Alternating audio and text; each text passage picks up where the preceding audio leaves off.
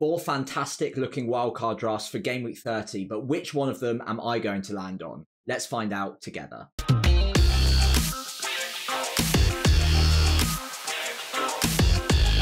Hey everyone, Sam here, otherwise known as FPL Pricey, and today we're going to take a look at 4 wildcard drafts that I'm personally evaluating between to help me get locked in ahead of Game Week 30, because that's right, my wildcard is active and I've got a lot of decisions to make. I've got a very specific chip strategy in mind, which I'll come on to in just a moment's time.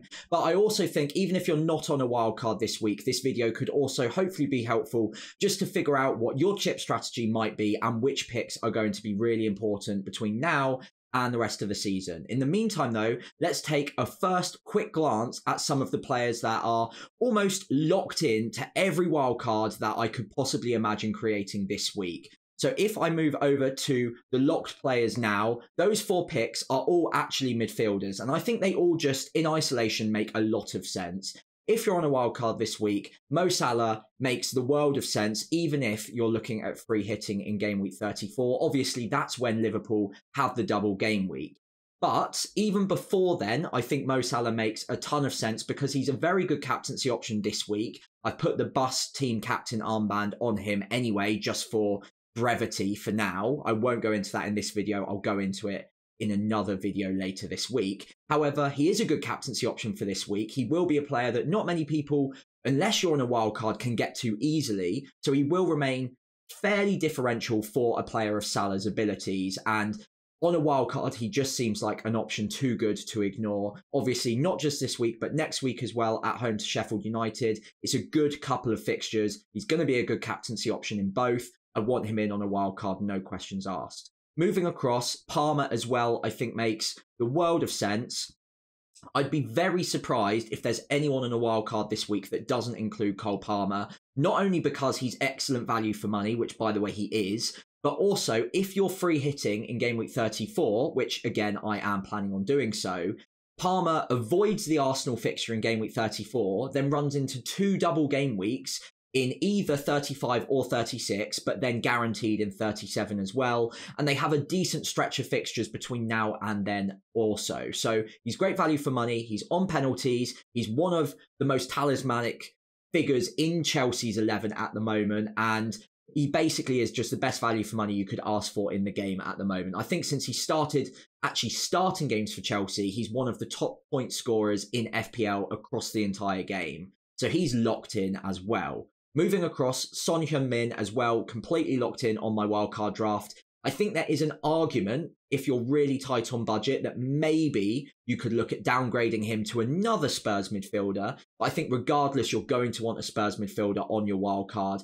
Son makes the most sense for me. He's on penalties, great minutes, great underlying data. Obviously, we know how lethal he is. And there is a decent chance, at least, that he plays centre forward. He could also move towards the left wing, which he has done earlier this season, to accommodate Richarlison through the centre.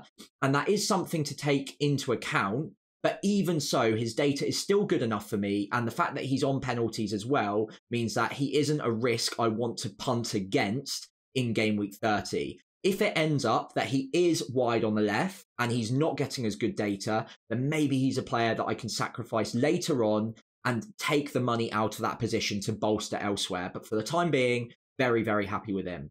Finally, Bukayo Saka. Now, again, because of my strategy, free hit 34 and bench boost 37, he might be a player that maybe is ever so slightly less locked than the likes of Son or Palmer, because I don't get the benefit of that double game week in 34 because I can free hit him in anyway. That being said, Arsenal's fixtures are still good. He's still on penalties and his data is incredible. He's not a player I want to back against in the meantime, and I'm happy to just transfer him out when we get closer to Game Week 37, probably for the likes of another double game weeker. I'll go into some of those options later on. However, there are other options that I think appear in almost all of my wildcard drafts, but I wouldn't call them locked in at this point. They're just very good options that I can't really see another way around for the time being.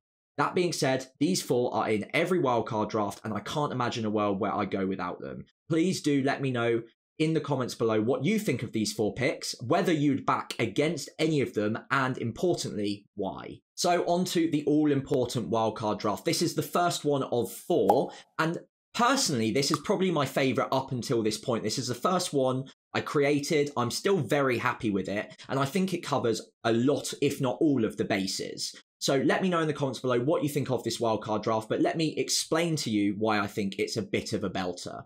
So I won't go through the 4 of the 5 midfielders again. I'll start off in goal for now, and I think 2 keepers that appear in almost all of my wildcard drafts are Petrovic and Onana. Now, both of them have the benefit of the double game week in 37. It means that I don't have to make a keeper transfer between now and the end of the season, and they actually rotate pretty nicely. Most weeks, other than the week where they play each other, I think that's in game week 31 or 32, can't quite remember now, but there's 1 week where they play each other. That's the only difficult week that I'd really struggle to see a world where either of them keep a clean sheet. Outside of that, they really rotate well together. They're good for save points. Petrovic has nailed down that spot as the Chelsea starting keeper. Maybe there's an outside chance that he gets rotated at some point, but I think considering the price and considering how well he has played, I'm pretty happy to have him. He also has the benefit of 2 double game weeks between 35 and 37, so that's gaining me an extra double game week player as well. And Onana, obviously very good for save points, hasn't actually been that bad this season. Obviously came under attack earlier in the season for being a little bit shaky, but he's actually improved a lot since then. He's been pretty decent, very good on the save points. He's actually the joint top point scoring keeper this season, even though I think Man United have only kept 8 clean sheets. So that goes to show that when he keeps clean sheets, he gets good bonus, he gets good save points. I don't mind him at all on a wild card, and it gives me Man United coverage. Moving into defence, Udogie, Gusto and Lascelles appear, I think, in every single one of my drafts. So I'll go through them all now, and then we won't come back to them for the time being. Now, Udogie could be Pedro Porro, and in an ideal world, I would prefer Porro. I do actually have Porro at a cheaper price because I bought him quite a long time ago. So if I do have 1 million in the bank, like I have with this draft now, and I can't forecast a way that I'm spending it, then I might upgrade Udogie to Porro. And for what it's worth, I haven't actually sold Porro yet on my actual wildcard in real life because I've got the money tied up. That being said though, Udogie is a very good secondary option. If the budget is tight, and it could well be on a wildcard, then Udogie makes a lot of sense. He should be nailed down in that left back position. He gets good underlying data, possibly not quite as good as Porro's, but he is just as nailed. The data's still good, and he's good value for money at just 5 million. So I'm very happy including him. And obviously Spurs benefit from 2 double game weeks. And obviously because I'm free hitting in 34, I don't need to worry about them blanking in that game week. So Spurs makes a lot of sense. I've already gone through Son. I'll go through Richarlison in just a moment's time, of course. Moving across to the other 2 defenders that I'll mention now and won't mention again later on in the video.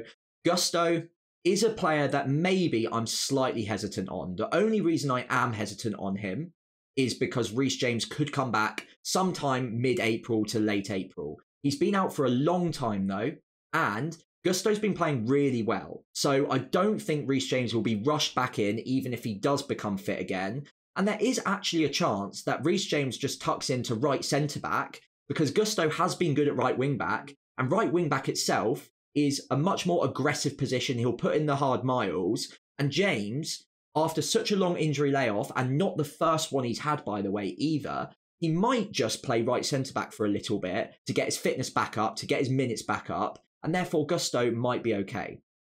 That being said, though, because I'm locking in a wildcard in game week 30, that's a long time between now and when I want to bench boost in game week 37, so I am conscious that Gusto could be a risk by that point. In the meantime, though, Chelsea's fixtures are really good. I think I can still benefit from him at his price for now until game week 37. And hopefully it pays off even if he becomes a risk around that point in time. And if I need to take a hit to get rid of him for someone more secure, then hopefully he's repaid those points in advance. That being said, though, I do think he is a very, very good option. And he is in all of my wildcard drafts. Lascelles also makes it in, I believe, to all of them. Now, the reason he's all of a sudden a really good pick is because Botman is confirmed out for the rest of the season. Now, Eddie Howe is usually fairly tight-lipped when it comes to injury news, but it does look like this Botman news is fairly secure, so I would be surprised if Lascelles doesn't start every match between now and the end of the season, especially because Newcastle are out of all other competitions. There is maybe a 5% chance that Byrne plays centre-back alongside Shah, and maybe Livramento and Trippier play in the fullback positions. I think that's very unlikely. The reason I think that's unlikely is 1, Lascelles is club captain.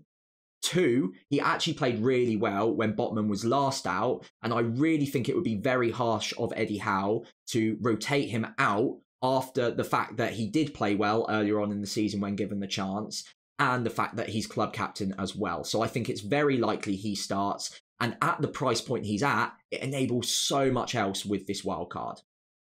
On the bench as well, I've got Gabriel and I've got Van Heck. Now, Gabriel, again, is a player that I'll be looking to move on, probably around game week 33 or 35, either side of the free hit, for probably a Man City defender. For the time being, I'm not ultra confident on which Man City player is going to be most nailed, so I'm happy enough having Gabriel for now because it holds me over for a few weeks. They've got a good couple of fixtures that I'm willing to start Gabriel in. And looking at this draft, there's not a lot of planned transfers that I want to make until after my free hit is played in 34. So if I just hold on to Gabriel for a couple of weeks, then I should have a transfer to use on manoeuvring him out in game week 33 for one of the Man City assets, who from that point onwards have some really good fixtures, and hopefully I'll have an inkling as to which one is going to be slightly more nailed come game week 37 when we really, really want. Van Heck, honestly, is just a cheap option, is very, very nailed. He started, I think, every single match and played 90 minutes since around game week 11 or 12, I believe. Decent enough attacking upside from corners. He does get his head on the end of things, so I don't mind him as a budget option, but honestly, he's not much more than that. I'm not expecting Brighton to keep a ton of clean sheets, although it is worth saying that their underlying defensive data isn't half bad. I think they're 4th best in the league recently, so maybe I get lucky. This week, though, very happy to bench him and Gabriel away at Man City and Liverpool, respectively. Now, moving into the midfield, the only player we haven't discussed so far is Richarlison. One of the advantages of this structure on a wildcard is I can have a little bit more fun with that 5th midfielder because I've only gone for 2 powerful strikers. Now, there is another version of this wildcard in just a moment's time that I'll show you with a 3-4-3, and I do have to downgrade that 5th midfielder spot. With this one, though, it means that I've got 6 Chelsea and Spurs assets already locked and loaded for when they have a double game week on the other side of free hit 34, so I don't need to worry about making transfers there. Richarlison's underlying attacking data, as we all know, is fantastic, especially when he's playing centre forward, and if Son does get moved back to left wing, then this covers me off with the Spurs striker. Spurs themselves, after this game week, don't have fantastic fixtures, but the fact they have 2 double game weeks is really the thing that tempts me and makes sure that they are going to be very good options on the wild card here. Richarlison, again, maybe gets taken off a little bit early in some matches, but I still think he's a very decent option. The other players you could be looking at here are Anthony Gordon, 6 million, very, very strong data as well. Good fixtures for Newcastle, and it guarantees another double game weeker in game week 37. But of course, Spurs get that extra double game week, which I think is the swinger here. The other player that will come into it is Garnacho, and I'll discuss him in just a moment's time because he does come into another wildcard draft. Moving up top, the 2 up top that I am going with on the wildcard with this draft would be Erling Haaland and Darwin Núñez. Now, Erling Haaland, I think, makes it into almost all of my wildcard drafts. Arsenal at home isn't a great fixture to start off with, but after that, I think on a wildcard, it just makes a ton of sense to get that sorted. I don't have him at the moment. I sold him for game week 28 and then on to game week 29 as well when they blanked, of course. But I do want him back as soon as possible. And despite the tough fixture this week, I think just getting that sorted, he's got the double in game week 37, good fixtures between now and then after the Arsenal game. I think it's just a player that I want to have in. Darwin, on the other hand, is more of a short-term punt. I don't want him long term, but Brighton at home, followed by Sheffield United at home. Two very, very good fixtures. I think they play Man United after that as well. So if I can just hold on to him for a couple of game weeks and then sell him for Isak at Newcastle later on down the line, then that would be a perfect formula for success for me. Now, as I mentioned, I don't have too many transfers booked in here. So having a couple of weeks on Darwin Núñez with the great underlying data, great fixtures, I think does make a lot of sense. However, I am conscious that he's on 8 yellow cards, so I don't want to hold on to him for too long, and I fully plan on getting rid of him at the latest by game week 35, when Newcastle's fixtures look really, really promising.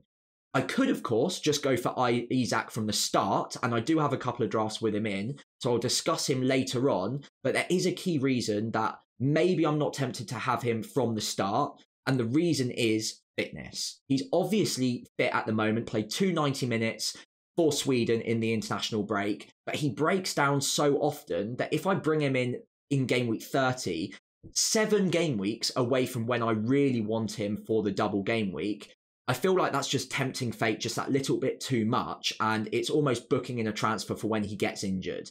Obviously, he might not get injured, and if he doesn't, I'm going to regret not having him from the start.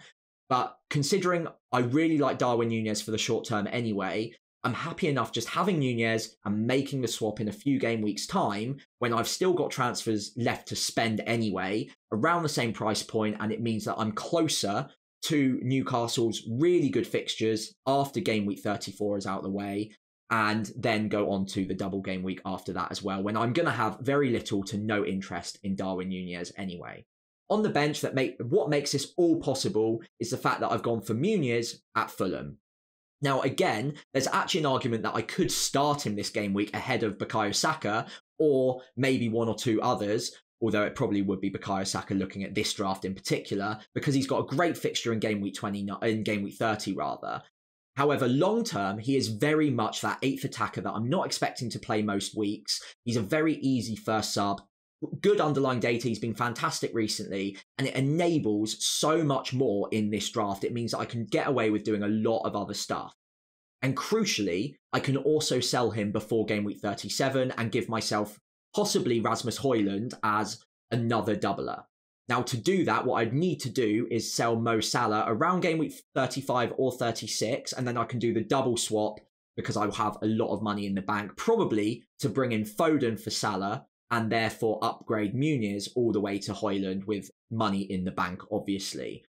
Now, with this plan, I won't go into it too much more because I've already spent 12, 13 minutes on it anyway. But with the transfer plan I've got in mind, I can actually get to 15 double game weekers in game week 37 with just one hit between now and then. Now, obviously, that won't all go to plan. I'm sure there will be something that goes wrong between now and then. But the way that I've weighted it is that I have almost transfers to burn up until game week 34. So if anything goes wrong between now and then, I've actually got transfers spare. So that's fine. I won't need to take a hit if someone gets injured that side of the free hit. And then a lot of my transfers are going to be after game week 34. And like I've already mentioned, Isak will be coming in, Mo Salah will be sold, and Højlund will be bought for Núñez. And then all of a sudden, it does get a little bit tighter on transfers, and that's where the hit needs to be taken. However, I think I'm really, really tempted by this draft. Let me know in the comments below what you think of it. And there's a couple of other variations I want to go through from this draft in particular with 1 or 2 different players in them. So this one will probably be the longest section, but take into account all of the information I've given you on most of these players, and we can cross-pollinate it into the future drafts as well. So I'm kind of cheating here with draft 1.1 because it's not really a full second draft. What I'm doing here is only one swap, and as I mentioned at the back end of the last section, I've got so many transfers to burn between now and game week 34, I am quite tempted to take a 1-week farewell tour on Ollie Watkins. He's the one player that on a wildcard I'm really scared going without and selling this week. I do have value tied up in him as well at the moment. And considering Erling Haaland's fixture in game week 30 against Arsenal at home, I am wondering whether or not I just hold on to Ollie Watkins for 1 week as a farewell to him. Hope he does well at home to Wolves. That's a decent fixture, of course. And then I've got the money in the bank to sell him for Erling Haaland in game week 31. Obviously, when the fixtures kind of turn, Ollie Watkins will go up against Man City. Obviously, Erling Haaland will have the reverse of that and go up against Aston Villa. And then I will want Erling Haaland by game week 32, of course, with that game week against Luton. I think it's in 32 anyway. So this is a really short section. The only difference here is banking a transfer in for next week to sell Ollie Watkins for Erling Haaland. I think it is simpler to just go with Haaland from the start. But I was interested to hear what your thoughts were on banking a transfer, taking one last ride for Ollie Watkins in game week 30, and then making the switch in game week 31 to Erling Haaland. So let me know in the comments what you think of that one. So we're on to draft 2. So this one isn't cheating. There are 2 changes from the original draft, and they're 2 pretty crucial changes, actually. They make a big difference to the way I'm set up. And the first of which is downgrading Gabriel to Connor Bradley. Now, you're probably going to laugh at that straight away. I completely understand, and I kind of laughed at it myself when I first considered it. But bear with me 1 second, because it does make a little bit of sense. Now, what that enables, first of all, as one key benefit, is I can upgrade that 5th midfielder from Richarlison to Foden. Now, Foden is a player that I would love to have on my wildcard. I think he's got tremendous upside. He's a fantastic pick. Obviously having a fantastic season as well at the moment. Great underlying data. Man City are one of the best attacks in the league as well. So he's a player that I would love to have on a wildcard. However, other than this draft, I see very few ways that I can squeeze him in without sacrificing one of the other 4 midfielders who I've already said are locked in on my wildcard. So this is the one way I can figure out to get Foden in. And even in game week 30, I'd actually probably bench him for Muniz anyway. So this would normally still be a 3-5-2, starting Foden in that 5 midfield and benching Muniz. However, in this week alone, I'd probably just bench Foden and start Muniz. And then after that, Muniz will be first on the bench. The other difference from wildcard draft number 1 is, of course, Connor Bradley.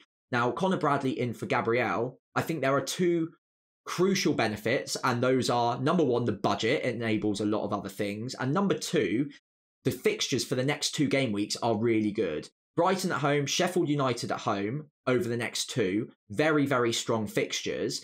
And then after that, like I mentioned in the first section, in the first wildcard draft, I'd be looking at selling Gabriel or whoever is in that defender slot anyway for one of the Man City players as I start aiming for extra double game weekers or ahead of game week 37.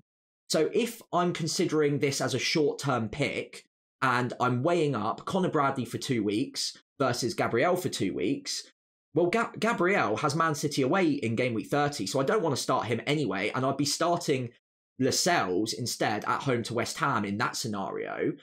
Whereas with this scenario, I much prefer the upside of Connor Bradley, even against Brighton, who have a good attack, not necessarily hoping for a clean sheet there, but he's got great upside from an attacking point of view. Lascelles has absolutely none of that.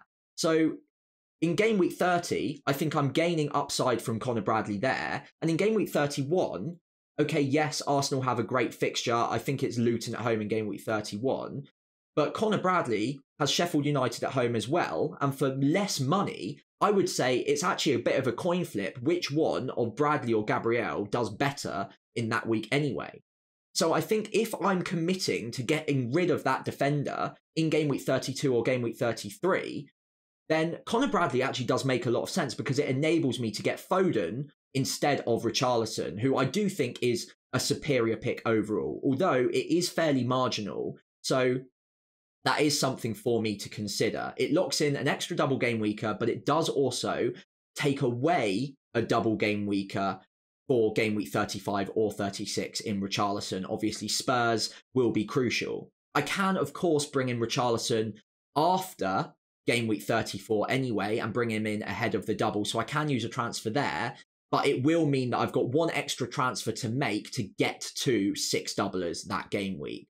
So that is one issue here. I do like the upside of Connor Bradley, and I am wondering whether that upside over the likes of Gabriel in game week 31 and Lascelles in game week 30 is enough to pay off the difference there of meaning I need to use an extra transfer later down the line. So again, let me know in the comments below what you think of this one and whether or not you prefer it to Wildcard Draft number 1. So Wildcard Draft number 3 also has 2 key differences to the first Wildcard Draft I showed you, but it does change the formation altogether. So in this formation, I'm going with a proper 3-4-3 and Isak comes into the starting 11. As I mentioned, I do have my hesitations on Isak because of fitness, but if I back him to stay fit, between now and game week 37, they've got great fixtures. He's got fantastic underlying data, and of course, he's on penalties as well. And with Callum Wilson out of the side, he should start every single match and get really good minutes between now and then. So I really like the upside there. It's just whether or not I want to take a risk on him staying fit between now and then. If I do, then this 3-4-3 looks really, really strong. It obviously means I've got one less transfer to make down the line because I've already got Isak. And then the only other striker swap I'm going to need to make at some point between now and game week 37 is Darwin across to probably Rasmus Højlund. Now, the other change I've made to make 3-4-3 possible here is downgrading that 5th midfielder slot from Richarlison to Garnacho. That saved me a fair bit of money. It's meant that I can upgrade Muniz to Isak. And Garnacho is himself a really good option. I do like him at his price, around 5 million. Decent underlying data, although it is worth noting not as good as Richarlison, Gordon, or even Foden in some of the other drafts. But nonetheless, I do still like him a lot. He's nailed for minutes. He's been good at Man United this season, kind of come of age this season a little bit as well. And of course, a double game week on the horizon for 37 means that I don't need to get rid of him in the future. I think one hesitation I have with this draft in particular is the fact that I'm committing to Garnacho as that 5th midfielder, because realistically, I'm not going to want to sell him if he's got a double game week in 37. But I also wonder if maybe there's a better 5th midfielder I can get to later on down the line, rather than locking myself into Garnacho right now. On the other hand, it does mean that I can have Isak earlier on, and they've got great fixtures between now and then, and it means that I've got extra Newcastle coverage that will sort me out ahead of game week 37. Now, I won't spend too long on this one because it is very similar to what the first draft as well, but this is a draft that I'm closely considering to the first one that I've talked about today. And I think if I can be convinced on Isak's minutes and his fitness between now and game week 37, then this could be the one that sways me away from Wildcard Draft number 1. Let me know in the comments below again if you prefer number 3 over number 1 and whether you prefer locking in with a 3-4-3 ahead of a 3-5-2 for the time being. So the final draft I want to show you today is upgrading the defence a little bit to incorporate Kieran Trippier. Now, he's another player that I think most wildcards will probably go without, but I am really tempted to assess options with him in the team because I think he's got great attacking upside. And even though Newcastle haven't been the best defensively, whenever they do keep a clean sheet, he's very likely to get bonus points as well because he ranks so highly on the BPS. With that in mind, that does mean that sacrifices need to be made elsewhere. And the player that I've gotten rid of to enable Kieran Trippier is Gabriel. Now, that means that Lascelles and Kieran Trippier create a Newcastle double up in defence. It means I can't get to Anthony Gordon for game week 37, who is a player that I would like to ideally have. But I think Kieran Trippier could outweigh Gordon on merit. The one player that I think probably doesn't outweigh Gordon on merit is Lascelles, so it is a sacrifice. But because Lascelles is so cheap, it enables the rest of this draft. And as you can see, I've only got 0.2 in the bank. The other player I've needed to get rid of for the time being is Onana, and I brought in Kelleher for the time being again. He's just so cheap. Liverpool do have a couple of good fixtures on the horizon as well, and he rotates fairly well with Chelsea too. That being said, I will need to get rid of Kelleher in the medium term because number 1, Alisson is expected back before the end of the season, and number 2, they don't have a double game week in game week 37. So if I want those 15 doublers, that's an extra transfer I'm going to need to make. Now, what I can do is wait to sell Kelleher around game week 35 or 36 when I'm also aiming to sell Mo Salah. If I sell Mo Salah at the same time as Kelleher, what I can do is use the money from downgrading Salah to someone like a Foden and upgrade Kelleher to basically any keeper I want to have at that point. It could even be Edison if I wanted to. Now, Again, I think there is upside to this draft. I personally think that maybe there's one sacrifice too far because one, I'm risking it on Isak's fitness, like I mentioned in Wildcard Draft number 3. Kieran Trippier is very good, but I'm not sure he's great value for money at 6.9 million. And if I'm covering off the Newcastle defence anyway, clean sheet-wise with Lascelles, then maybe it's limiting my upside there just a tad. It also means I've got one more transfer to make down the line with a keeper transfer booked in. And of course, Garnacho as that 5th midfielder is not as good as I'd like the 5th midfielder to be. I think I can do slightly better with a Richarlison, a Gordon if I don't have triple Newcastle elsewhere, or of course Phil Foden as well. With that in mind though, this is a bit of a different draft, piling a little bit more money into the defence there. It is going without that extra Arsenal defender, which could have high ownership in some of the good game weeks to come for them.